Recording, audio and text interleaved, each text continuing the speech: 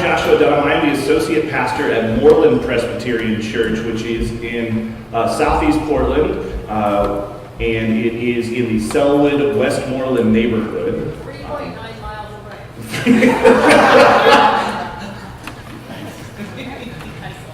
3.9 miles away. Thank you, Sarah. So very easy to get to as long as you're not dealing with rush hour traffic, which is, I think, I'm going to chalk that up to why we're missing a few people. Hopefully we'll see some. Maybe we'll get a big group jumping off of the bus very soon. I understand that my directions were bad and some people got on the bus going the wrong direction. So I apologize for that. Thank you, everybody here now. Yeah. That always seems fair. Right? I make a motion. Because it's General Assembly. No, there's definitely consensus. All right, I owe whoever's late a beer because of bus reason. That's what's been said. There you go. We can work with that. Well, I'm excited that you're all here tonight. This should be a very fun conversation. Our evening will start off with some questions from me to our panelists. I'll have each of them start just describing a little bit about the ministry or the organization that they are working with that is right now kind of the thing that they're showing the most fruit. The hope for this evening is to present organizations and ministries and churches that are doing new and innovative ministry that you can maybe glean something from. I don't want this necessarily to be a conversation about theory, but much more about actual practical what's being done. What are people actually seeing fruit from? And what can be maybe taken back to your own congregations and your own context and be useful for you. So starting from the right, my far end over there, is Carly Friesen. She is the pastor here at Mount Tabor Pres, also the founder of Tabor Space, one of, I think, the visionaries of our presbytery.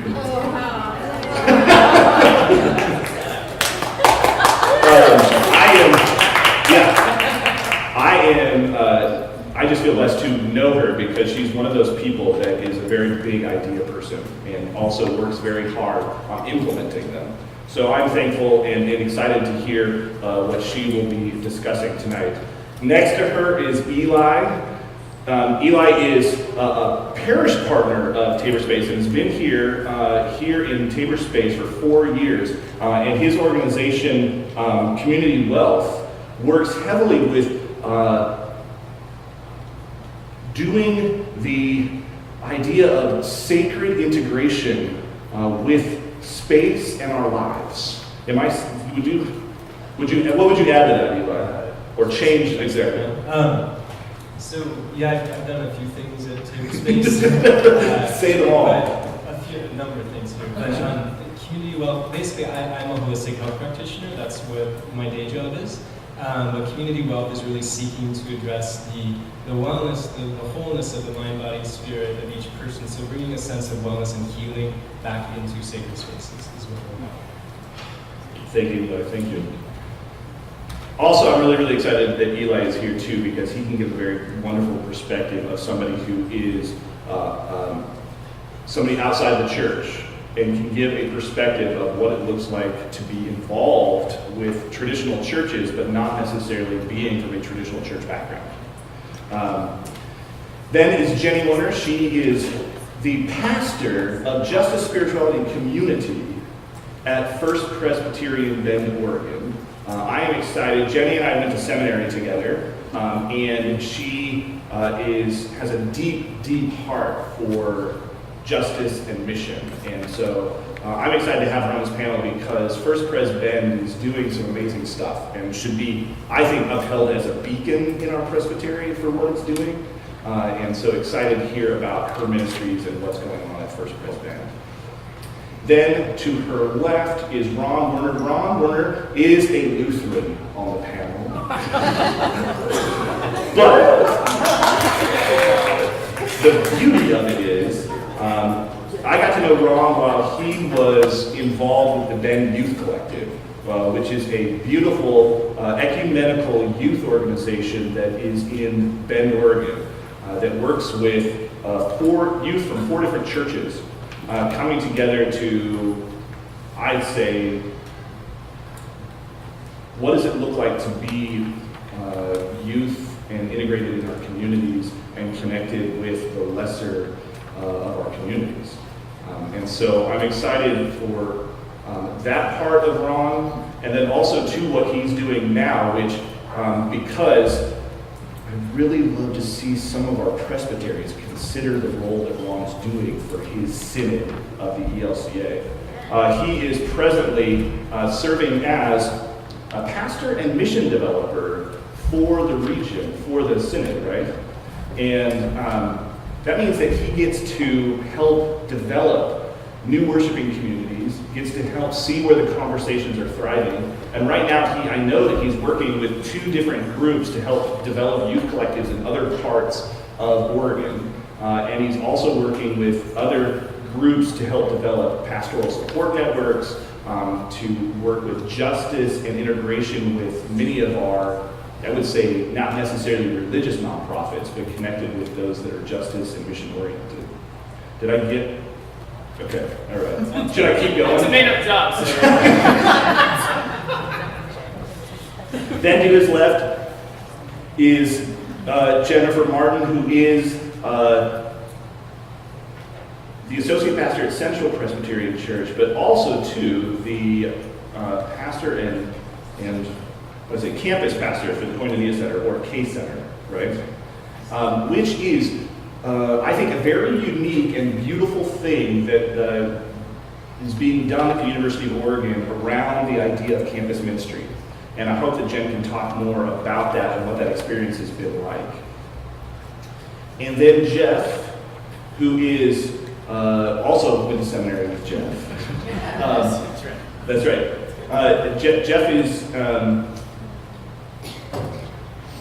Jeff is also, I think, on the fringes of what would be considered ministry, right? No? Yeah. In a positive sense of fringes. Sure. I'm not saying negative sense. It's definitely not like what we would say as a traditional church.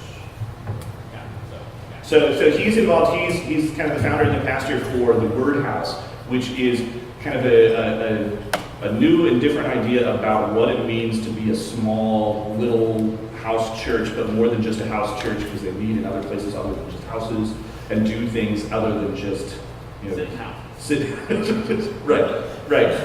And then also too is one of the organizers, and it's a big group of organizers, for UNCO, which is the Pastors Unconference, which is a really wonderful conference for pastors to come together and actually help talk about the future of the church, and not just specifically have talking heads and giant speakers, but what is the conversation that develops around the people that are gathered.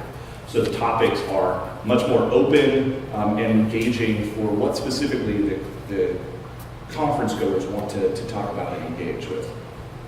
So those are some short introductions. I will open with the first thing and let each of our panelists take 3 to 5 minutes to talk about their ministry context and what they would like to share specifically about it with the group gathered. And we'll start with Carly.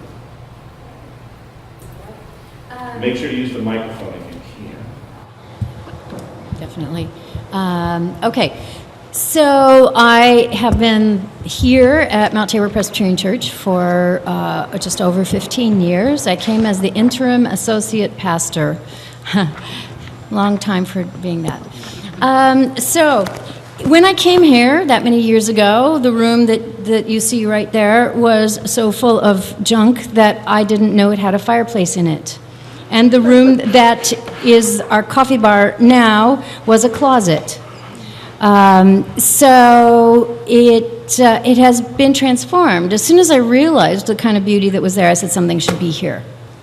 And this is a beautiful space. And so we began to talk about, what if we had a coffee shop? And Carol and Margaret will remember those many times of me dreaming about, what if we had a coffee shop?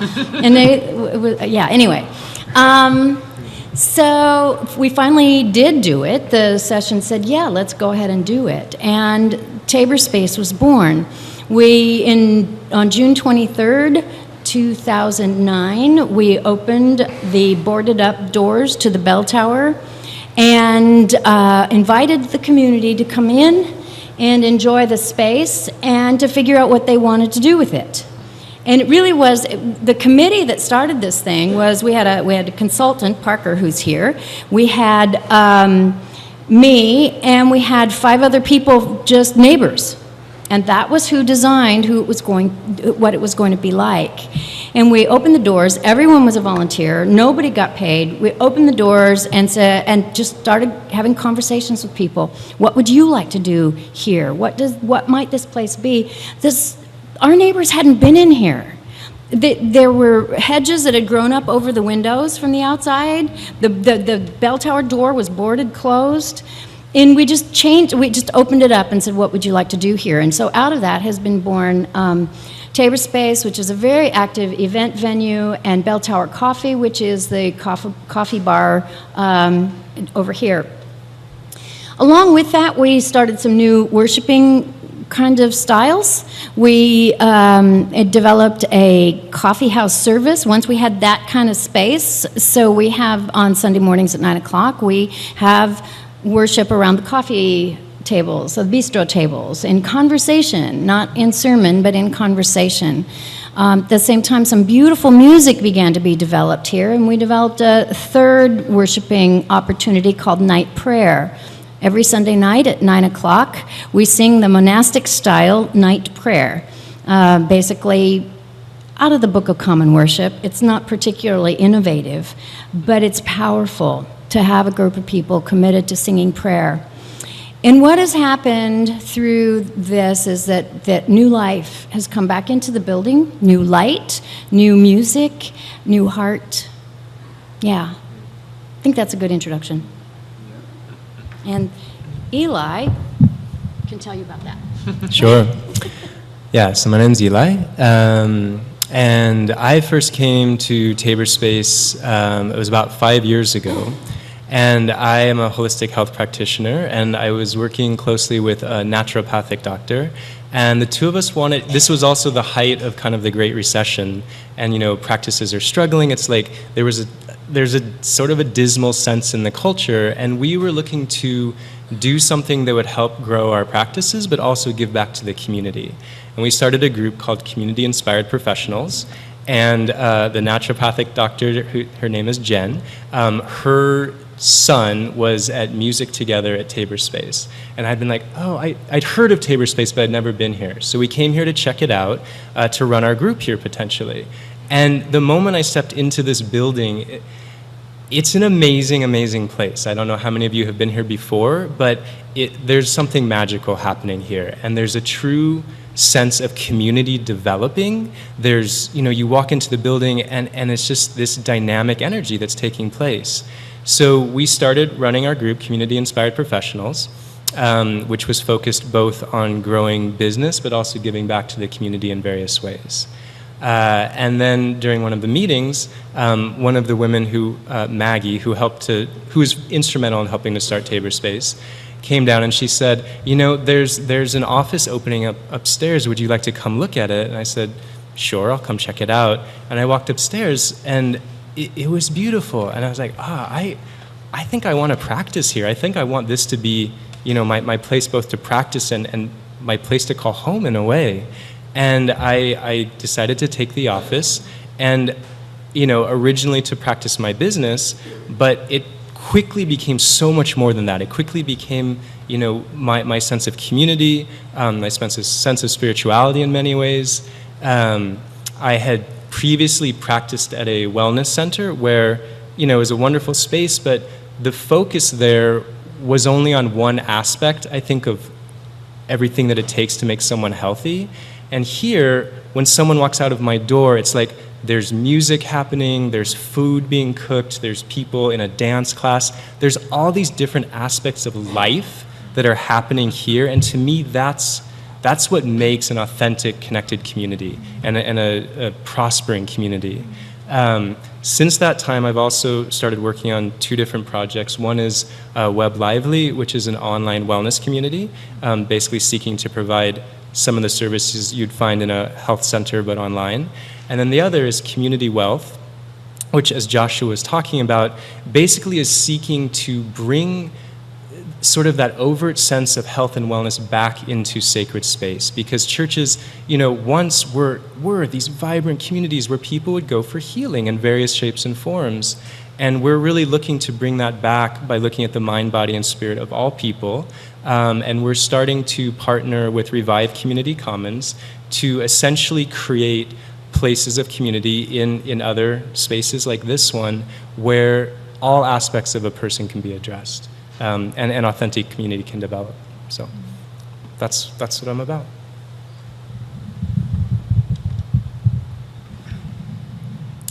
Well, I appreciate this opportunity to reflect on what it is we're actually doing. It's like, what do we do that's interesting?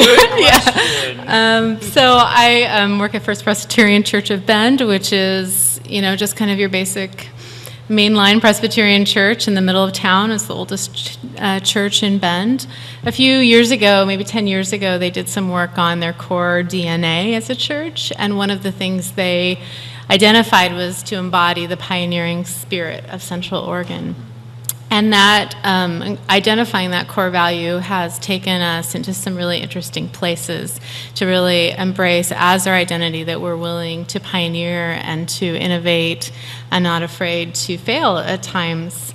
So some of the highlights of what we've been doing we started a nonprofit restaurant called The Common Table about 6 or 7 years ago, and some of you are in the presbytery and have maybe been around the PCUSA will remember seeing some of that. It was in downtown Bend. Everyone could be fed, but we also had a restaurant. We started it right at the middle of the recession, and with a wonderful organizing pastor who then got married and moved to Colorado to be with his new wife, and with that he had built up his community, and so it was really difficult to continue, and it also turns out it's difficult to run a restaurant and start a church at the same time.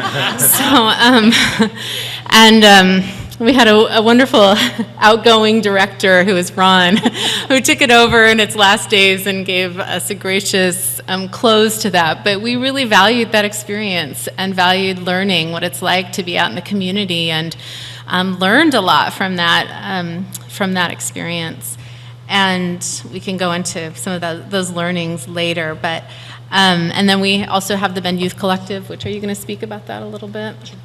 Okay, so our youth groups are merged with other youth groups in town, and that's been a really wonderful space this last year. In the spirit of Common Table, and with a new youth director who is eager to try community with mostly millennials, started a new service called TAP. And so that's on Sunday evenings in our old chapel, and we have beer and kombucha and cider on tap, and gather as a community. Starts at 6. We probably don't sit down till 6:10, 6:15. Someone gives a brief 10-minute thought, 5 to 10 minutes, about maybe something that we talked about that morning, or we ended with a focus on neighbors. And then we have about 10 minutes of people to have conversations in their little groups. There's things to color, so if you don't want to talk to anyone, you just want to sit and do your coloring, you can do that. And then a very simple communion liturgy, and then as kind of a prayer station space, people can kind of wander around, and then we stand and hold hands and sing a blessing. So it's been a really lovely community, about maybe 20 to 40 people on a Sunday night, and a lot of intergenerational connection and real connection. One thing I love about that is we had a lot of anxiety about what to do for music, and we didn't have anyone to play, and we just landed on singing a cappella. So all our music is a cappella, and occasionally there'll be someone with a guitar, but that just was what worked. So I think that's been some of the stuff that we've found has worked, is when we just go with what we have instead of thinking it needs to be really polished, and to focus on real relationships and connections and prioritizing that over what maybe we think is going to bring them in. And that seems to have worked. We've also worked around a lot of languaging for faith, finding that people don't relate to either the real progressive language of faith or the real conservative language of faith. So we've come up with a term called spacious Christianity to define how we are and who we are in the world, and that seems to have connected with people and been a really positive, actually I want my faith to give me more space in this world rather than trying to be defined on one pole or the other. So it's just a space of a lot of innovation and no rules, and really trying to embody that pioneering spirit.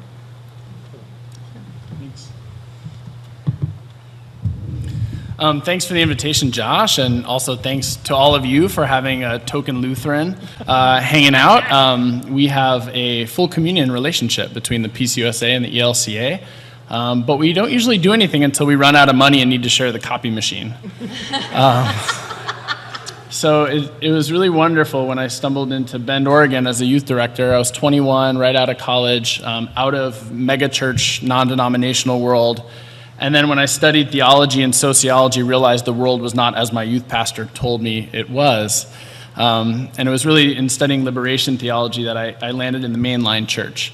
It happened to be an ELCA church. It probably just as easily could have been a PCUSA church to do youth work. And I ended up staying in that position, although it shifted and morphed as I shifted and morphed through my 20s for almost 10 years. Ended up feeling a call, like, hey, maybe I'm called to go into ministry. I began to do a distance learning Master of Divinity through ILIF School of Theology with the United Methodists.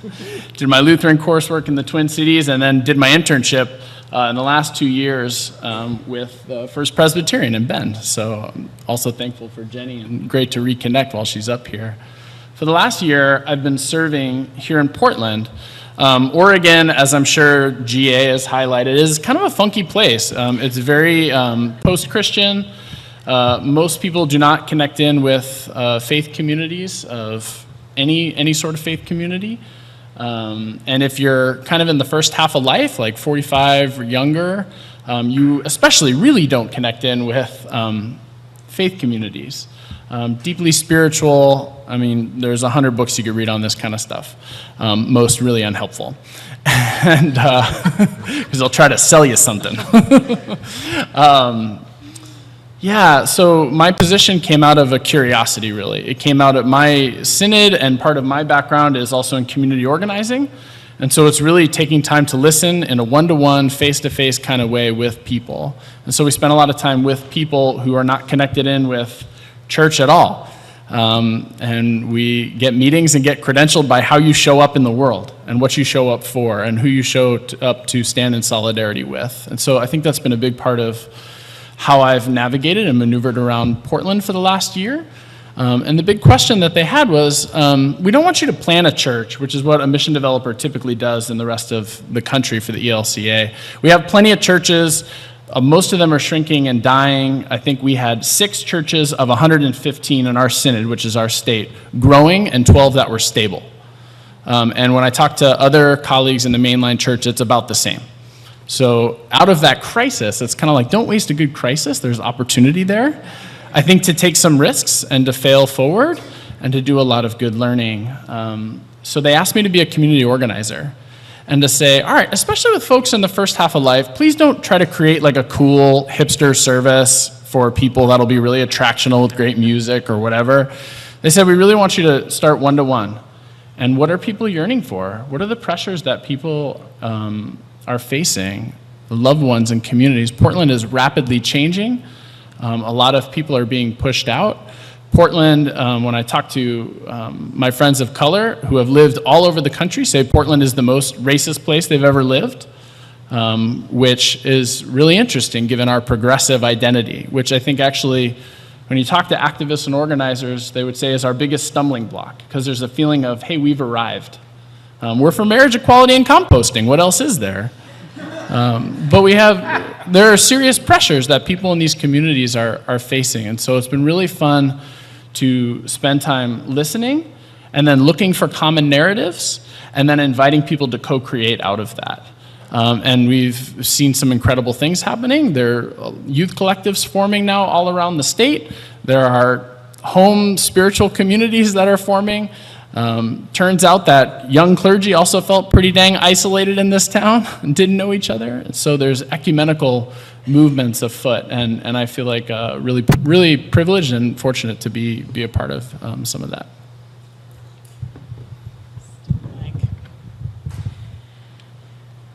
So I think part of the reason that Josh had trouble figuring out what my title is that so I moved here about 10 years ago, and I think that my title has changed almost every year, but because it's, or at least my duties have changed a little bit, because the animal that is campus ministry has evolved and changed.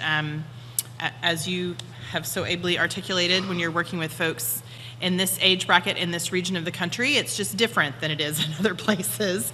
And when you're dealing in a mainline church where there's not maybe the funding and support that was there at one time, you have to get creative. And so what we've done in Eugene is go out on a limb a little bit, and I'm not sure if it's because they no longer had money to give us that the Presbytery decided that they would allow us to do some crazy things, but I'm grateful because we're not really, risk is not kind of in the DNA of Presbyterians very often, but our trustees have allowed us to kind of risk with property, which is big in our denomination. So what we've done is we didn't have a lot of money, we didn't have a lot of people, but we did have with space and location.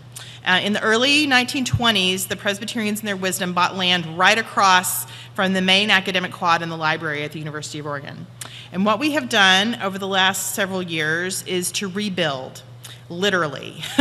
We have a 6-story apartment building there now.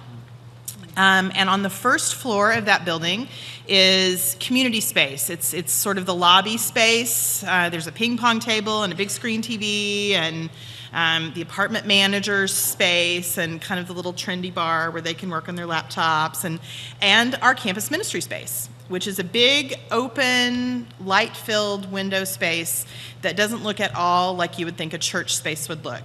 It's very multifunctional. People say, "Where do you worship?" And we say, "Here." And they say, "Well, don't you have movie nights? Where do you do that?" "Here." "Well, where's your office?" "It's here." and it can kind of be anything.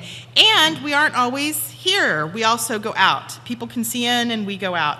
The beauty of that place is where it is. We're right in the midst of where the students are. Almost all of the students who attend the University of Oregon live off campus. They're working to try to be able to house all of their freshmen on campus, but they can't even do that right now. So living in the neighborhood with the students, living actually in the building where several of them live now, offers us an opportunity to engage. So while my position has changed a little bit, that's also meant that we've been able to hire one student intern so far. We're hoping to bump that up to 2, which means that we get to have someone their age that's hanging out there as well, which is huge. And it allows us an opportunity, since we're right there on the corner, just to interact in a lot of different ways. This has been a real time of, it's really been kind of a resurrection story, but we're at the very beginning part of the resurrection. We tore down a building that had been there since the 1920s, and that was really hard for people. We said goodbye to the same way we'd been doing things for a really long time, and that's not easy. But I have to commend, even our alums who are in their 90s are supportive and have been excited for us. And we're at a place now, we've been open for 2 years in our new space, and we have a core group of students who are coming, and I get to interact with all sorts of interesting people. So we do things like Ashes to Go on Ash Wednesday on the street, and we do things like chalking the sidewalk or giving away bagels. We do a lot of what we like to call gastro-evangelism, because if you feed them, they are hungry college students who don't often have a meal plan because they live off campus. They're having to cook for themselves. And so, I think table fellowship is pretty biblical, so we're all about that. So we just are trying to do whatever we can to interact with the young people where they are and to have conversations where they are, and we're trying to live into that. there's a whole lot more, but that's maybe an introduction, so we'll leave it for questions. What do I say? That was all great. So I'm actually formerly an evangelist for new worshiping communities in the Sacramento Presbytery. We kind of did a little bit of a shortcut and didn't try to figure out something completely new and fandangled, but we pulled out something kind of old and something we used to do and actually is in Scripture to basically ordain and install me to continue to minister to some folks who felt like the traditional forms of worship and gathering as a church just weren't feeding their soul. And so, and in part, perhaps that there was a piece of intimacy that was missing in worship, that there was a piece of really being in community, really as what it means to be the church, that was missing. And so we've actually had a number of people who that I'm discipling and that are part of our community who are already, and some of them are still members of some churches. Actually, our partner congregation in Sacramento, there's a few folks that want to see what God is up to more in their lives and to participate in the mission that is already at work through the Holy Spirit. And so there's actually been a number of folks who are part of churches kind of already that are feeling or have felt kind of this call to a deeper relationship with one another and with God, and also with the world in their community that they live. But out of that, part of my role too is to sit in, or have been for a while, sit in coffee shops and get to know people. There's an interesting kind of, some of the regulars that perhaps use a coffee shop or some of them around town as their office space.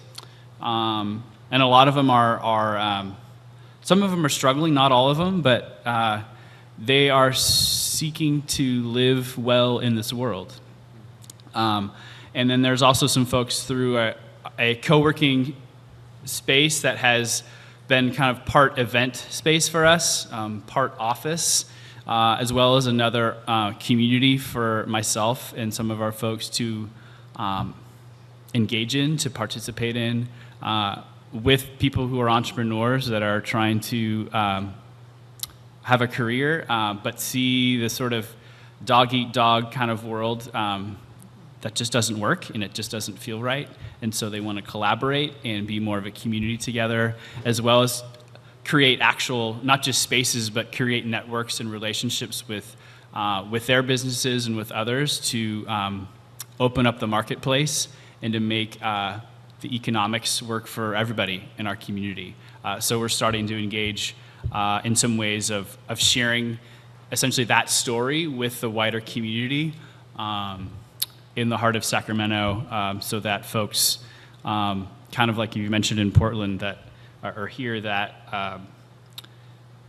are able to make it, and some are being pushed out, that those who are being pushed out can actually not just live and survive, but can thrive in the community that they call their home. So that's a bit of what I do in Sacramento. Josh. Let me get my beer back here. Sorry. I'm just staring at it there. I know. So the next question is, and just feel free to popcorn. You don't have to go in any order on this one. And maybe just get three of you to answer this question and then three for the next question. Is what has been the biggest aha good moment that you have had when doing something new and kind of out there? When you put yourself out, what did you see that was something that showed immediate fruit, or something that came later that you said, this is powerful and was moving for you?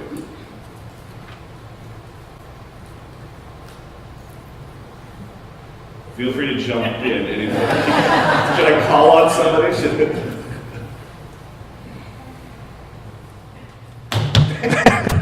Lutheran, go ahead.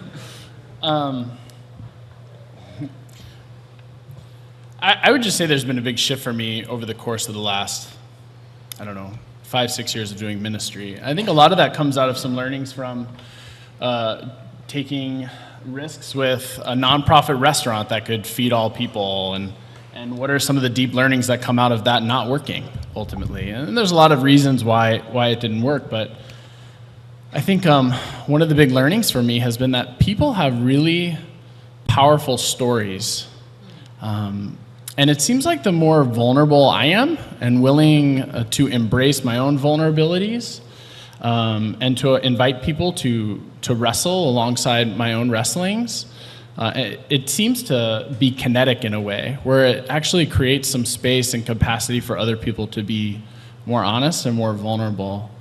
And that really frees me up. I think it frees the church up to not have to do anything for anybody, but really create space for people to, even if they didn't recognize that they have their own powerful story, to be able to share that and then to act on that with other people who are sharing stories.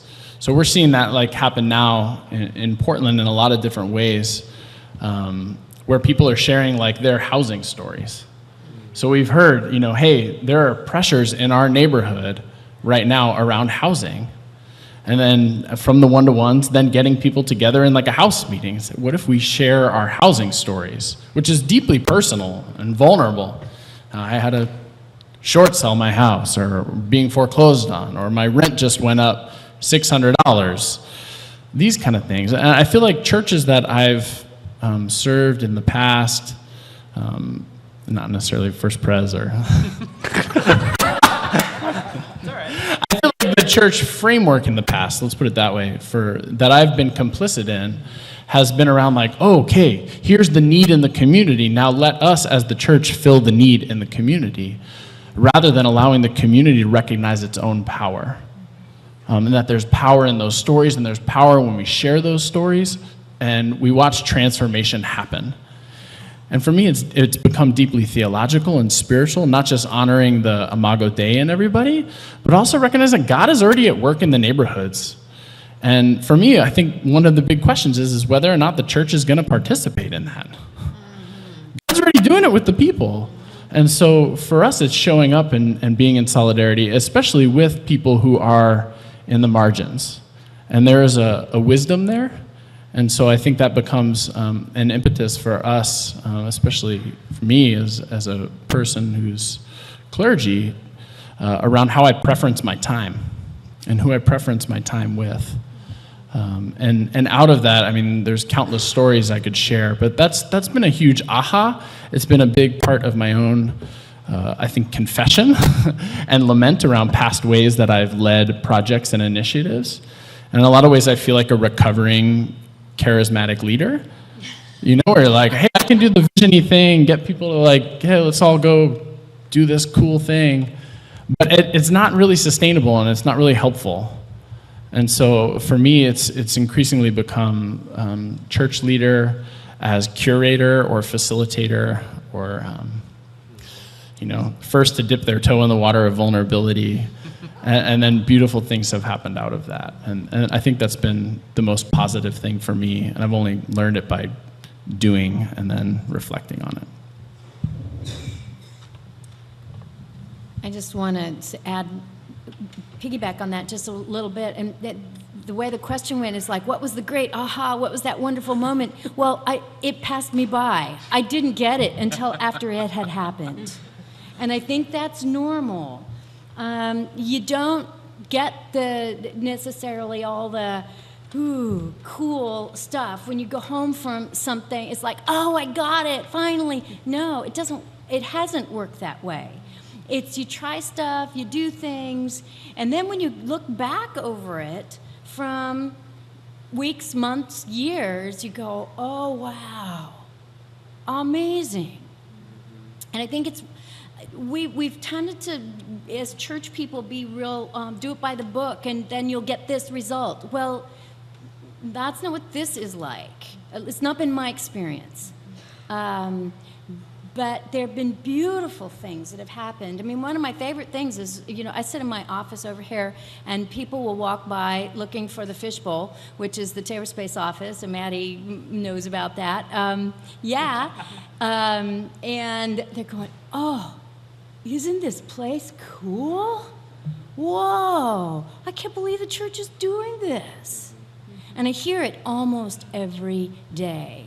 But we stumbled into it backwards. And that's what the beautiful thing, the aha about that, is that's exactly the way it's supposed to work.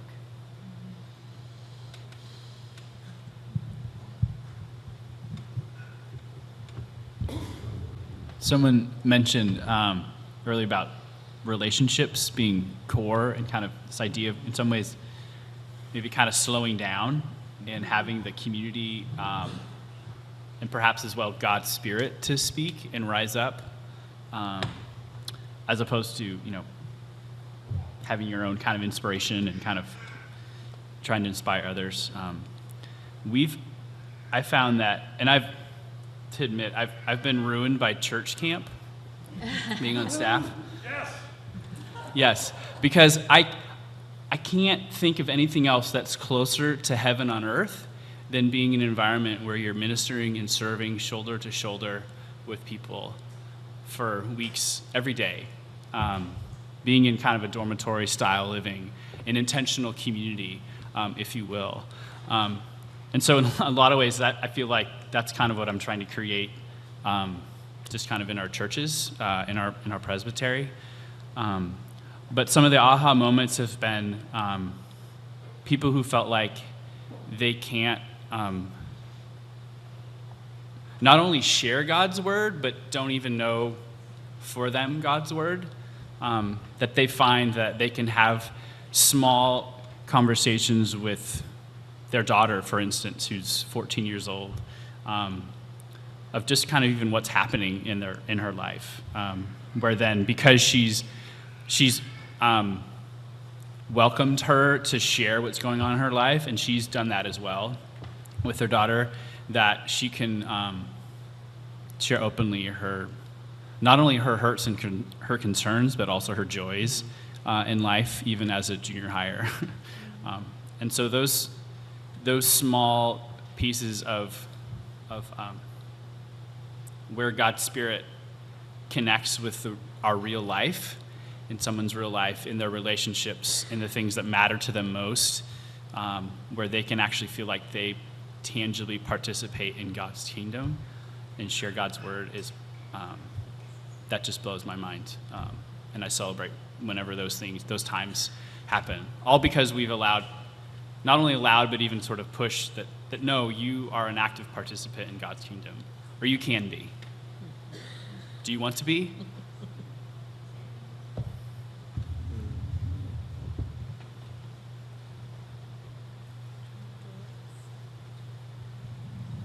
I can talk for a moment about that. One of the big aha moments for me, especially coming here, was simply the healing power of authentic community. And I feel like in our culture, there's a strong tendency towards being isolated. And, it's because of media, it's because neighborhoods are any number of reasons. But when authentic community can actually come together, and one of the hallmarks of that, I think, is that it becomes self-generative after a time, that it takes on a life of its own. And I've seen some really, really beautiful examples of that, and I want to just talk about one that's been especially moving to me. There's a group called Taking Care Portland that operates out of Tabor Space, and it provides integrative care to cancer survivors and their families. And what we do is we invite survivors to come to a day of care, and we get health practitioners to donate their time. And so the recipients, it starts with kind of a little bit of a lecture about what they can do to improve their health. It starts then with a guided meditation, and then we go downstairs, and there's these 2 rooms downstairs. One is the kitchen and the cafeteria area, and the other is a space where we set up tables, and people receive both hands-on body work and acupuncture while sound healing is taking place, so there's an actual live music that's happening. And the part that I really want to share that feels very powerful is it's almost a field that gets created because of all these different participants. There's the practitioners doing their work that they're donating, there's the people receiving care, and there's musicians who are kind of playing in harmony with all this that's happening. And I can say as a practitioner, when I come out, I feel like I've received a healing in a very strong sense, and literally everything is brighter that day. Like I look at it, I'm just like, wow, did everything just get like washed with glitter or something? Like this is beautiful. Brighter and clearer. It is. It's brighter and clearer. And then we all sit down afterwards and we share a meal together, everyone that's involved. And I mean, I want to say it almost feels like it starts to go beyond a sense of community, almost into a sense of family, where we're sharing food together, and this profound experience has taken place with all these participants. And I think it's just an example of what can truly happen when we're open, when we're inclusive, when we bring these different elements together in innovative ways. Real magic can happen. So to follow up that with those positives, the next question is, what have you seen that has maybe been a brick wall that's had to been broken through, or an obstacle that's been placed that is needed to be jumped over to do some of these things that maybe you didn't see coming, or you knew was coming and still was hard to work with? But you needed to, but it was overcome. I want to speak to that partly because of Eli just talked about it in a way. And one of the big obstacles for us is that sometimes we have a much too small view of what God is doing in the world as Christians. We don't understand that God is doing stuff that may not have the label Presbyterian on it. And it may not even have... Yeah? Oh, this is being recorded. Oops. Well, I'm going to say something even more radical. It may not even have the label Christian on it. And that's an obstacle, because there's a huge thing in church institutional fear that we're afraid that we're dying or something. And we're so afraid that it is keeping us from reaching out and joining in what the Spirit is doing in this world. And what's been wonderful is, I mean, it's still hard. It's still hard because, our congregation hasn't grown. Actually, this year we may have a numerical increase. We'll see. But our congregation hasn't grown. We're down to 80 people in our congregation. But the kind of work that's happening here is amazing, and to help people shift. I mean, it's really a hard shift to see that as God's work, even if it's not church members, even if it maybe isn't Christian people, but it's people who are all working together for justice and love and peace and oneness. And isn't that what the kingdom of God is? But it's not an easy sell. Yeah, I think similarly for me, as letting go of my own ego around, gosh, it would be great if we had, this many more people in church on Sunday, and this many more people participating in the church programs that we're planning, and recognizing the amazing things that are happening in our building every day, which is that people are coming in, and we have Tai Chi for Parkinson's patients, and dance classes, and brain fitness, and Reiki once a week, and the people are experiencing healing and wholeness in that building, and because we're willing to say, this is your space too, this is a community space. So letting go of my own measures of success for the church or my career or whatever, and being about the kingdom, being about what God is doing in this place. I think also working with people that are either post-evangelical or have grown up in this culture, there's a lot of push and pull when it comes to church. It's kind of like, I want you, I don't want you, I want you, I don't want you. I want you. Right. So it's, when we have to run an institution, I mean, that's part of my job, is to run an institutional church. And when I have this all the time, the people that I want at the table are a little less likely to come to the table.